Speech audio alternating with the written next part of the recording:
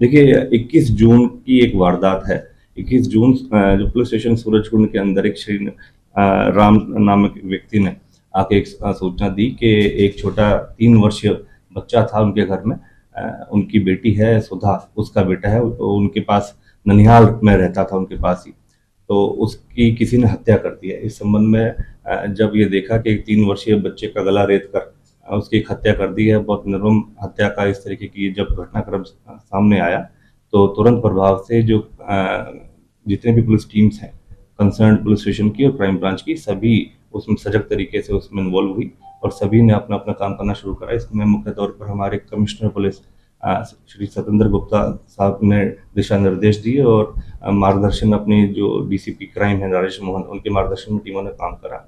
मुख्यतः इसमें 21 तारीख का एक घटनाक्रम था और 23 तारीख को इसमें जो हमारी क्राइम ब्रांच सेक्टर 16 है, उसमें उनके in charge Mahendra, sub inspector Mahendra हैं, उनकी टीम ने एक ब्रेक थ्रू लिया और जो एक उसका मुख्य तौर पर जिसने इस हत्याक्रम को अंजाम दिया है, सुशांत, उसका स्टेप फादर है जो बच्चे का, उसको पकड़ने में सफलता प्राप्त हुई है।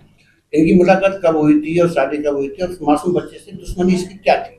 देखिए सुधा का पहला हस्बैंड था शिवम, जिसको बताया गया उसकी डेथ हो गई थी। उसके बाद 2024 में जो ये सुशांत है, जो सुधा का अब सेकंड हस्बैंड था, इसके साथ 2024 में इनकी मुलाकात हुई, जिस दौरान इनका लव अफेयर चला। फिर उस दौरान इनकी शादी हो गई जून 2025 के अंदर। शादी के उपरांत लगातार जो सुधा का एक बच्चा था, आदित्य, 3 वर्षीय बच्चा था अभी वो, और वो ननिहाल में ही रहता था और ये एसडीएम नगर में दोनों कपल कपल रहते थे दोनों अलग से। तो आमतौर पर इनके बीच में विवाद होना शुरू हुआ कि वो अपने बच्चे का बहाना लेके या अन्यथा किसी वजह से काफी बार अपने जो मायके वो जाती थी। उसी विवाद के चलते चलते ये काफी दिनों से इस चीज से परेशानी में रहा कि किस तरीके से बच्चे को इस रास्ते से हटा दिया जाए ताकि ये दोनों अलग से रह सके। तो इसी बात को चलते हुए 20 तारीख को ये उसके ननिहाल और सुधा के साथ जाता है और कहीं ना कहीं इसकी मंशा होती है कि इंटरनली इस तरीके का जब भी इसको मौका मिलेगा ऐसे कुछ ये घटनाक्रम को अंजाम देगा। पहले तो इसने बच्चे का गला घोट जब 20 तारीख को ये रात को वहाँ रुके और 21 तारीख को जब देखा घर पे कोई और व्यक्ति विशेष ऐसा नहीं है और वो बच्चा अकेला है, सो रहा था, तो उसी दौरान इसने मौके का फायदा उठाते हुए बच्चे का पहले तो गला घोटने की कोशिश करी।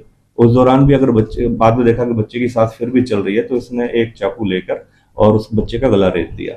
बड़ी निंदनीय और इस तरीके की जो घटनाक्रम को इसने अंजाम दिया है, जिसे समय रहते 23 तारीख को इसको अरेस्ट करने में पुलिस ने सफलता प्राप्त की। क्या बच्चे की मां सुधा ने पहले भी इसके खिलाफ कंप्लेंट की थी?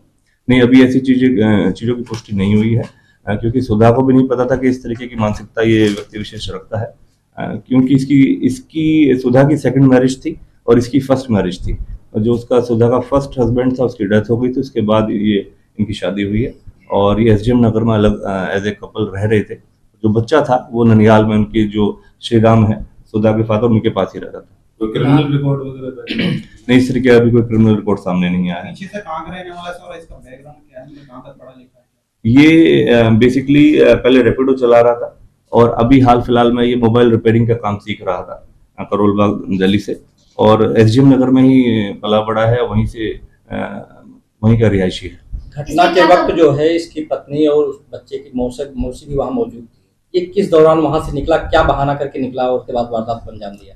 ये सुबह 8 से 9 बजे के बीच की घटनाक्रम है। काफी लोग थे उस घर के अंदर, लेकिन इसको पता था कि किस किस व्यक्ति विशेष क्या क्या, मतलब जो घर पे रहने वाले लोग हैं क्या क्या काम करते हैं।